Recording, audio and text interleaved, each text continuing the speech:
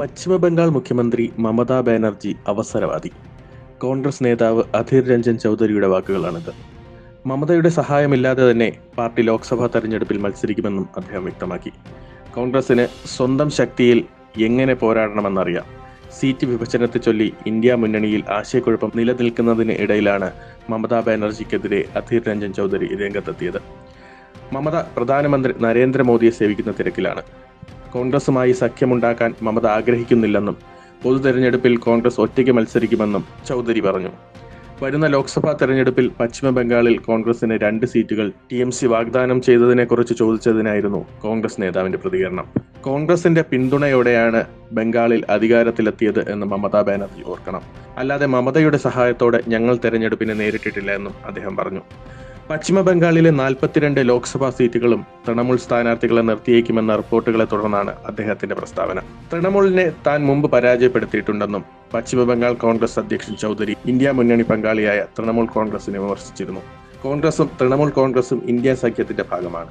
പശ്ചിമ ബംഗാളിൽ 2024 ലോക്സഭാ തെരഞ്ഞെടുപ്പിൽ ഇരു പാർട്ടികളും തമ്മിലുള്ള സീറ്റ് പങ്കിടൽ പ്രതീക്ഷിച്ചിരുന്നു. ഇതിനിടെയാണ് പാർട്ടിയുടെ മുൻനിര നേതാക്കൾ തമ്മിൽ വാക്പോര് കൂടുന്നത്. ഞങ്ങൾ ഭിക്ഷ ചോദിച്ചില്ല, അവർക്ക് സഖ്യം വേണമെന്ന് മമതാ ബാനർജി തന്നെയാണ് ആവശ്യപ്പെട്ടത്. ഞങ്ങൾക്ക് മമതാ ബാനർജിയുടെ കാരുണ്യം ആവശ്യമില്ല. ഞങ്ങൾക്ക് സ്വന്തമായി തെരഞ്ഞെടുപ്പിൽ മത്സരിക്കാം. പ്രധാനമന്ത്രി മോദിയെ സേവിക്കുന്ന തിരക്കിലായതിനാൽ ഇപ്പോൾ മമതാ ബാനർജി യഥാർത്ഥത്തിൽ ഒരു സഖ്യം ആഗ്രഹിക്കുന്നില്ല, ചൗധരി പറഞ്ഞു. സീറ്റ് വിഭജനം സംബന്ധിച്ച് അന്തിമ തീരുമാനം എടുക്കാൻ സംസ്ഥാനത്തെ പ്രബല പാർട്ടിയെ അനുവദിക്കുമെന്നാണ് TMC വിശ്വസിക്കുന്നത്. പാർലമെന്റ് തെരഞ്ഞെടുപ്പും സംസ്ഥാന നിയമസഭാ തെരഞ്ഞെടുപ്പും ഉൾപ്പെടുന്ന വ്യക്തമായ ഫോർമുലയുടെ അടിസ്ഥാനത്തിലാണ് സീറ്റ് പങ്കിടൽ സഖ്യമെന്നും വൃത്തങ്ങൾ പറയുന്നു.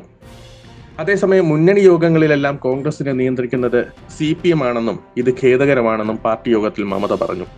താൻ അപമാനിതയായി. 34 വർഷം CPMനെതിരെ പോരാടിയ തനിക്ക് അവരുടെ ഉപദേശം കേൾക്കേണ്ട കാര്യമില്ല. 300 സീറ്റുകളിൽ തനിച്ച് മത്സരിക്കാനും അവശേഷിക്കുന്ന സീറ്റുകൾ സ്വാധീനമുള്ള പ്രാദേശിക കക്ഷികൾക്ക് കൈമാറാനും താൻ നിർദ്ദേശിച്ചെങ്കിലും തങ്ങൾക്ക് ഇഷ്ടമുള്ളത് ചെയ്യുമെന്നാണ് കോൺഗ്രസ് നേതാക്കൾ പ്രതികരിച്ചത്. ഇത് BJPക്ക് സഹായമാകും. ഇതാരും പൊറുക്കില്ലെന്നും കോൺഗ്രസിനോടെന്ന മട്ടിൽ മമത പറഞ്ഞു.